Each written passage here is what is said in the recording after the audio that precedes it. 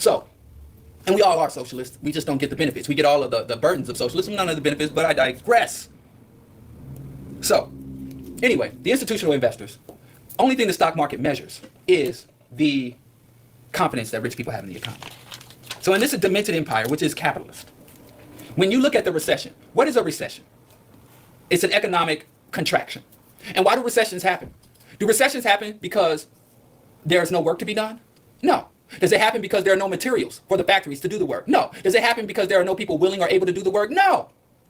Does it happen because people no longer have a need for goods and services? No. Does it happen because the workers are just unworthy or no. What causes an economic recession? Because when they close down factories and they lay off 1,000 people, why do they lay people off?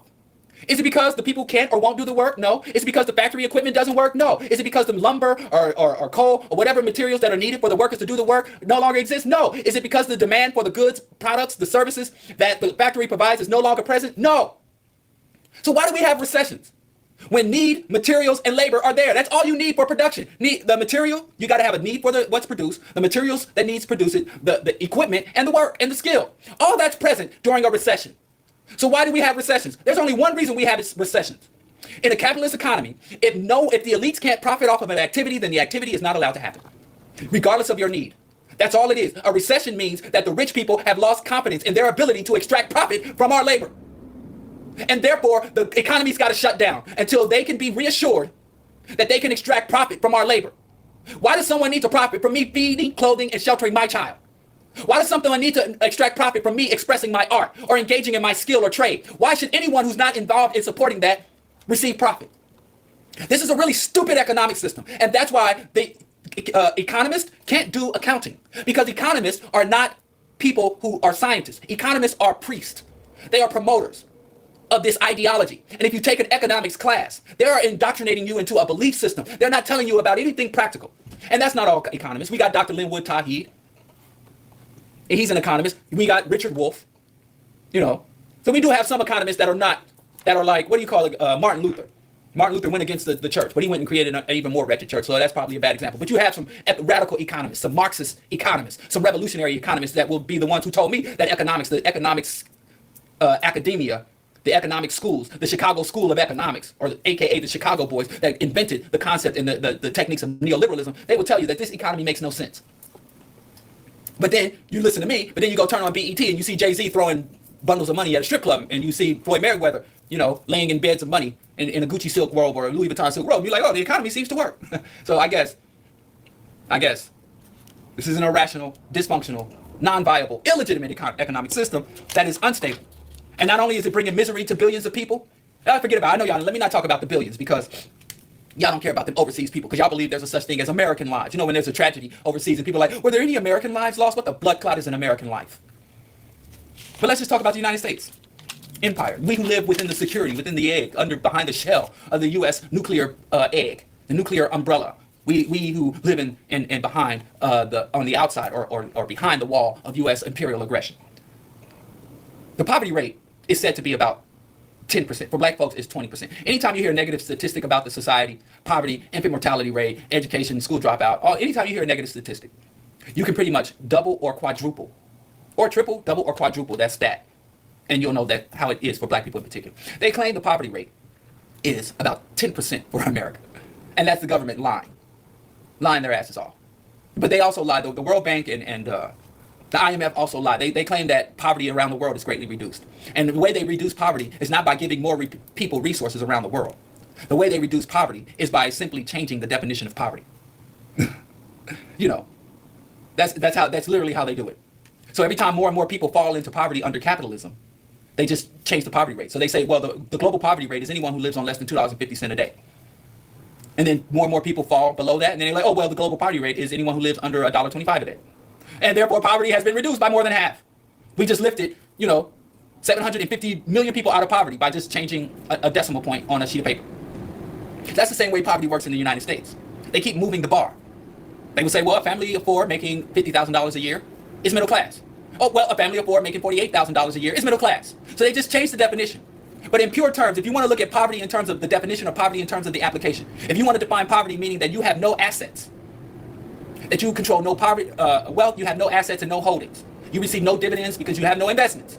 If you're pretty much living hand to mouth, check to check, and there are people making $80,000, $90,000 that live check to check, and there's a new standard coming out by more progressive economists saying if you cannot weather a $500 emergency fund, if you have a issue in your home or issue with your car or a personal sickness or injury that costs you $5 or more, if you don't have enough money to write that check and not think about it, then that's the poverty. And you have to know about people. When black people, we get some money, we want to elevate. You get some a little bit more money, you want to send your kid to a little better school. You want to buy a little better, higher quality food. You want to build a little better, you want to take a vacation because that's what your class instead does. And I don't fault y'all for that. So if that's the case, you're still not secure. So when you put it all together on practical terms, the poverty rate is about 51% in the United States. And these are the people now you might look at some poor people and they own their home. They have maybe 2 cars. They might even take a vacation every year or every other year with their family. Their children might go to some decent schools. They might have degrees. But when you look at the totality, on the surface, they look like they balling out. But, they could have in that household $200,000 in student debt. They could be upside down in their mortgage. The affluent father who gets his briefcase and goes off, he could have some type of heart condition, some type of glandular condition that's costing them tens of thousands of dollars a year to maintain through treatment for the medications and such. So they're saying the real poverty rate is 51%. And then when you go to economic instability, meaning that you have enough money to meet all your needs and even have enough money to put into a savings every year, you're still in a precarious or economically insecure position, meaning that any major illness, any major setback, if you or your husband lose your job or get laid off, if your husband goes out one night and gets a DUI or any type of major tragedy or major upset, will immediately plunge you into poverty. And so those are people who are not poor, but are in what they call an economic precarious position or economically vulnerable position. If you include those people and add them to the poor, that's over 70% of the U.S. population that is either in poverty or one tragedy away, one misstep, one unfortunate event away from poverty. This is Gilded America. And if you don't know about the Gilded Age, you need to study up on the Gilded Age. That'll be your crystal ball. You want to know the future, look to the past. Go back and look up, study Woodrow Wilson, a hyper-overt racist, and the Gilded Age America. And what did the Gilded Age lead to? A major world war, major conflicts. What do white people do when they're poor? Do they protest like the black farmers and hold up signs? No. When white folks get hungry, they get busy killing. They do organized industrial killing. They will invade China. They will invade Iran. Because, there's only 2 or 3 places left that the United States can invade. So, empires, even though there are literally trillions of dollars flowing through this system, the United States is very wealthy in fiat, but it's a very wealthy nation. It's also very rich in resources. But all of that money gets sucked up into the military in order to sustain the empire. And everyone looks at the military budget, it's $800 billion military budget. That's a lie. The military budget is not $800 billion. It's well over $1 trillion. Because guess what? Homeland Security, CIA, nuclear arsenal. The nuclear arsenal is not managed by the military, but it is a military apparatus, right? Homeland Security, NASA is a military asset. So what they've done is they've taken a lot of responsibilities out of the Pentagon and farmed it out to other agencies, and so that they can indirectly fund those other agencies. So the vast majority, people talk about, my tax dollars, my tax dollars going to food stamps. No, your tax dollars are going for missiles. And guess what happens? Simply go to Google Images. I'm going to do it with you. Go to Google Images and type in military graveyard. Military, I'm sorry, don't put in military graveyard. Put in military equipment graveyard. Go to Google Images and type in military equipment graveyard. Go ahead, I'll wait. I will wait for you. I will wait for you. I'll say it one more time. Go to Google Images and type in military equipment graveyard. And for those of you who can't do it, who won't do it, who have already done it and ain't gonna bother to do it again, what you will see is literally hectares, not acres. Not acres, but hectares of military equipment lined up. Jets, helicopters, tanks, off-road vehicles, unexploded shells. Acres and acres and acres and acres and acres and hectares and hectares and hectares of this unused military equipment. It's never been in battle. It's never been in battle. That's where your tax dollars are going. They're not going to Bone Keisha on food stamps. In fact, people on food stamps generate more economic activity than they extract. The military is the drain on the system. You will see these giant planes. They have these certain planes that are big, like too huge to go on, and because they carry tanks in those planes. Aircraft carriers. If you drive up the West Side Highway in Manhattan, you see this giant aircraft carrier. that they just stuck there, turned it into a museum. So that's what living in an empire. That's why they can't pay people $15 an hour. That's why they won't give us universal health care. That's why our schools are crumbling. That's why bridges are crumbling. Our schools, base schools are crumbling. Bridges are, you got to pay more than 2 to 3 times more for insulin in this country than you do in Canada. That's why the United States has over 150 military bases around the world to maintain the empire. And when you look at that military equipment graveyard, you're seeing welfare. You're seeing people invested. The reason they do that, they're not crazy. It is how they transfer wealth from the working class to the wealthy. We do have a trickle economy, but it's not a trickle down economy. It's a trickle up. They're stealing your labor. When you go to work at Walmart and buy from Walmart, billionaires are sucking your lifeblood. When you go to work at McDonald's, when you go to work for AT&T, when you work for these multinational corporations, there are people who do nothing. People who do nothing. People who literally inherited some paper. Baron Trump will have to do nothing. Baron Trump doesn't have to do anything, and he will make money from our labor. Bill Gates' son and grandchildren and great-grandchildren will never have to touch a keyboard. In fact, Bill Gates says he doesn't even allow for computers and technology in his house. While we're sending our sons off to, you better learn STEM, you better learn coding, our children can't play in the sun. Our children can't run and be children and develop real human relationships because every opportunity we sticking them in front of a damn computer. While Bill Gates' kids are just frolicking through the tulips because they're going to eat off of us. And people, the rich people, the institutional investors buy stock in Raytheon, Bechtel, Halliburton, Boeing, and GE. Y'all think GE, they don't make light bulbs. GE is a major military contractor. So then they get these trillions of dollars and put it in the Pentagon to keep us safe from nothing. America has no enemies. Everybody that's fighting with America is defending themselves. There is nobody attacking America. Everybody that's fighting America is fighting America to defend itself. Even Al-Qaeda and ISIS. Osama bin Laden said, I'm fighting America because they have troops on the ground in Saudi Arabia. And there's no reason to have troops on the ground in Saudi Arabia. And forget about Saudi Arabia. Right now, the U.S. has troops in Cuba, has troops in Honduras, troops in Puerto Rico, troops in Greenland, troops in Canada, troops in Japan, troops in South Korea, troops in Guam, troops in Thailand, troops in Australia, troops in the Philippines, troops in Singapore, troops in Germany, troops in Italy, troops in UK, troops in Spain, troops in Afghanistan, troops in Bahrain, troops in Qatar and Turkey, Saudi Arabia, United Arab Emirates, Romania, Poland, Hungary, Portugal, everywhere. Over 150 nations, military bases and troops.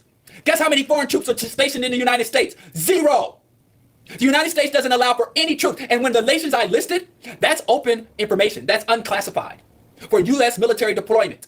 Can you imagine getting up and walking out of your house and seeing Jamaican soldiers walk down your streets, looking you up and down? Can you imagine getting up and going to work, and on your way to work, you see a tank driving down the highway, pushing cars out of the way, and it's flying a Congolese flag, and they're speaking Congolese or speaking French, patois. You don't even understand the language they're talking. Can you imagine going to your stupid churches to worship your God, and before you can even get in your church, you got Venezuelan troops patting you down, filling up your mother and grandma's genitals before you get to go into church, and they don't even speak your language or worship your God? Can you imagine what that's like? Because everybody else around the world knows what it's like. And these soldiers don't tell the damn truth. Some of them do, but the vast majority of soldiers, what about when your cousin, when your uncle go join the military, and he was like, oh, I was in Korea, I was in Trinidad. They go to all these beautiful places, and we think the military is great. You get to see the world. No, you don't get to see the world. You get to oppress the world when you join the military. And you got the nerve, this sick, idiotic president, this narcissistic psychopath of a president that white people voted into office and still support, got the nerve to talk about America's being invaded by Hondurans. America's being invaded by Venezuelans escaping U.S. imperial crimes. So the U.S. is a military empire that is costing trillions of dollars. While they got people thinking, I don't have a job because of immigrants at the south of the border. Refugees are costing me my job because black people getting affirmative action and welfare. And we ain't had affirmative action in the last 20 years. And Bill Clinton cut us off at the knees. And even when affirmative action and welfare were fully funded policies, white women got more welfare and affirmative action than all black people and black men and women put together.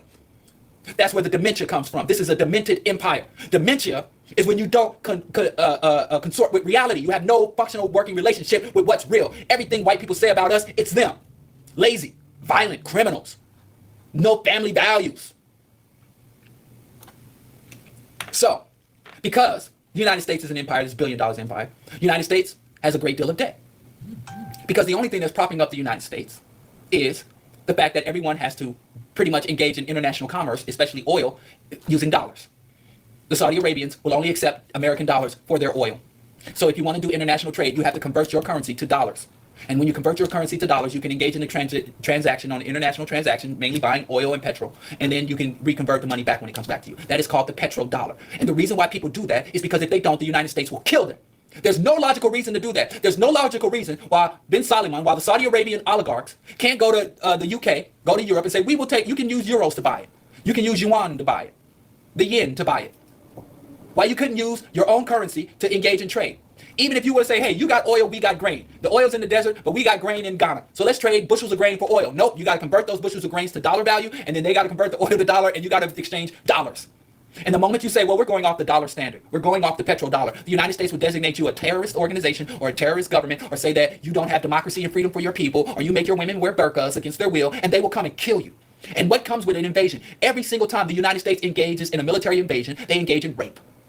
Go look up Okinawa. Okinawa has a violent crime or rape every other day. U.S. soldiers are going abroad, raping and murdering. You cannot have military without rape and murder. And not just murder in terms of military actions. Soldiers rape, soldiers torture, soldiers kill. Soldiers do not fight for freedom. And that's why when they come back, they have higher rates of suicide and drug addiction. And so many veterans are laying in the streets because they can't come to terms with what they did. But they also know they can't go to their public and their family and say, listen, I took a little Arab boy and tied up his father in a chair, and I broke his kneecaps, and I crushed his testicles with pliers because we felt like he had some information. Or we got bored. Because if you're sitting somewhere, it's called a siege mentality. You take these young, uneducated rednecks or these young, undereducated black boys who see the military as a way out for their lives, and you dump them in a place where they're under siege, where they see enemies everywhere. They look at old women in the market, and the old women have venom and hatred in their eyes, the same as you would if they had Saudi Arabian troops or Iraqi or Afghani troops talking Farsi, walking up and down the streets with automatic weapons and accosting your children. We don't even like it when American police, who speak the same language, who come from the same culture and society, who worship the same God as us, and you see how outraged we get when the police pull us over and harass us. Imagine if it was somebody who was alien to us and we were alien to them.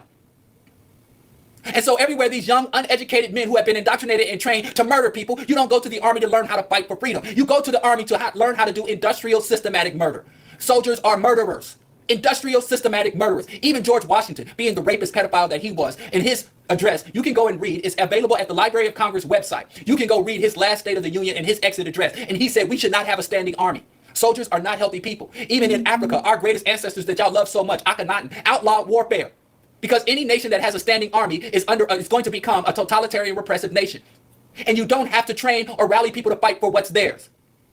You don't need an army to defend a nation. That's what anarchists have been trying to tell us, and they are right about this.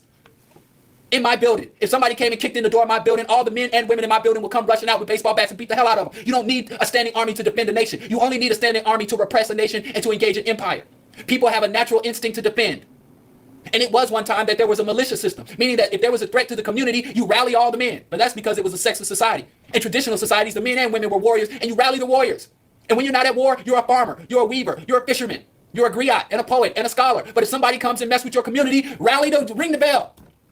And that is the way for thousands of years that communities defended themselves, and it was quite an effective means of defense. But until the European came with their Greek empires and had professional standing armies. Because military, when you put people in a siege mentality, anyway, let's go back to that. You take a young man from Inglewood or from rural Kentucky, and you put him in the middle of Afghanistan.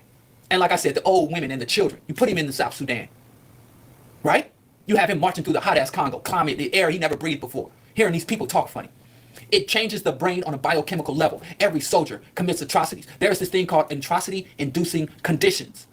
They put these people in atrocity-inducing conditions, and not only do the soldiers begin to attack the civilians around them, they start to prey on each other. We all know about the epidemic of rape within the military, but it's even the men are raped and sexually abused and harassed within the military barracks, assaulted in the shower by their brothers in arms. And we just step over veterans every day in America's streets. This is the demented empire, a society at perpetual warfare. And then you can't go anywhere. I mean, if you're not listening in the United States, if you live in the United States, you know this is true. If you're listening from overseas, America is so disgusting. Everywhere you go, you got to see flags and signs of patriotism. America's like a giant freaking cult. America's like a cult. And you can't go to any public gathering. We sing the national anthem and you wave the flag and you thank our troops. You go fly on an airplane and they were like, well, any veterans, any soldiers, you want to get on the plane first. Thank you for your service. What service as a, ain't nothing. There's nothing you owe to a soldier as a U.S. citizen. Nothing. Nothing you owe to any soldiers. Your rights were given to you by bureaucrats. We never say thank a bureaucrat. We never say thank a regulator. We thank soldiers. Soldiers are not even allowed to operate within the borders of the United States. And even the Pentagon acknowledges we create more enemies than we defeat. Every time we bomb an encampment, or AKA a wedding that we called terrorist rally, we create more enemies. So if you want to thank a soldier, say, hey, thank you, soldier, for making me more unsafe, for creating more people who want to kill me every time you get on some military vehicle and go overseas and commit an atrocity. There's more people that want to kill me because of my American accent. But we have to thank soldiers. You have to venerate and bow down to soldiers. You go into a restaurant and they're giving soldiers free food and giving them the best seat. This is a militarist society. It is a sick militarist society. And the soldiers aren't protecting us from a damn thing. The only thing the soldiers serve are the interests of the elite. They don't do anything for the citizens. And believe you me, if Trump gave the order tomorrow, those same soldiers that are willing to murder innocent Pakistanis and Afghanis and Congolese will do the same to us. And they will be breaking our children's kneecaps and crushing their testicles in some CIA torture site.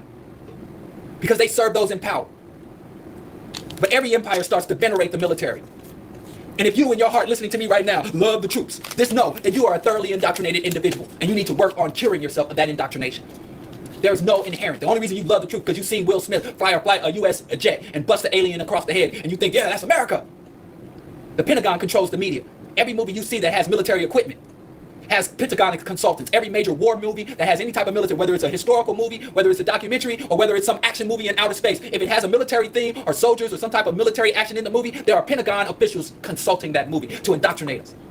And whenever I work with teens, all the way back from when I was working as a block brother at the Boys and Girls Club of Kansas City, Missouri, up until I was working with the Green Teens of the After School Matters program, one thing I always emphasize, especially the black youth, is do not enlist in the U.S. Armed Forces. Do not enlist. And I know I work with poor black kids that have a few options. I was a poor black kid that had fewer options. I'm a poor grown-ass man with even fewer options. But I'm not about to go put a gun in nobody's face so that my children can eat. It's inhumane. It's unjustifiable. And even if you listen, Ocasio-Cortez or Bernie Sanders or Elizabeth Warren, they don't talk about the military. They don't talk about defunding the military. They don't talk about shutting down military bases. They don't talk about defunding or canceling contracts with private military contractors.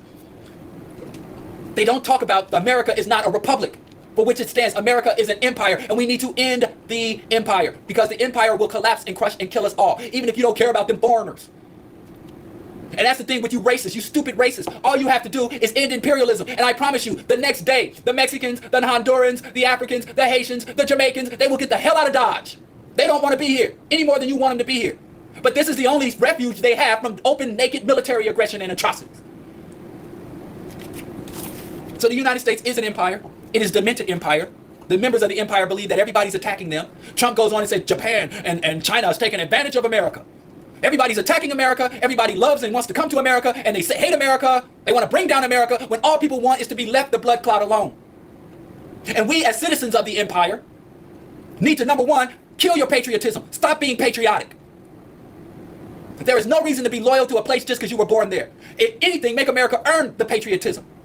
Understand that your wealth and influence, your car, your computer, your nice clothes, your Gucci red bottom shoes, all the things that you enjoy come as a result of the suffering of humanity, the exploitation, the theft of the resources, the all abject enslavement, sweatshop, poverty, starvation, wages of the third world make your life so comfortable. So understanding that you owe an obligation to those people to fight against and vote against, to march against, to petition against, to struggle against, to organize against the imperialism of the United States. I'm not even saying give up your red bottom shoes, whatever the other nonsense y'all into. But understand the suffering that brought it to your plate, to your table, to your home. Every time you stop at a gas tank, you might as well be filling up your gas tank with the blood of Iraqis, Afghanis, Sudanese, Venezuelans. So we who live in the third world, we are guilty as well. So it is our obligation to fight against the empire from within as the rest of the world fights against the empire from without. And your life will be better. You might not have as many red bottom shoes, but there will be less pollution in the air. There will be less derangement in the minds of the people. There will be a more equitable distribution of resources. Maybe you won't have 3 or 4 houses. You might just have to live in your house. And if you want to travel, you might have to connect with other human beings to cooperate and coordinate and pool your resources. So we will have less fiat, less material crap. But we will have fuller lives, I promise you. Fight the empire. End the empire before the empire ends us. And if you work with a politician, I worked on the campaign of Rep 4. When anytime you engage with people who are part of the establishment, tell them, I don't support imperialism. What are you doing against imperialism? I told 4, your campaign slogan should be decolonize Chicago, decolonize the world.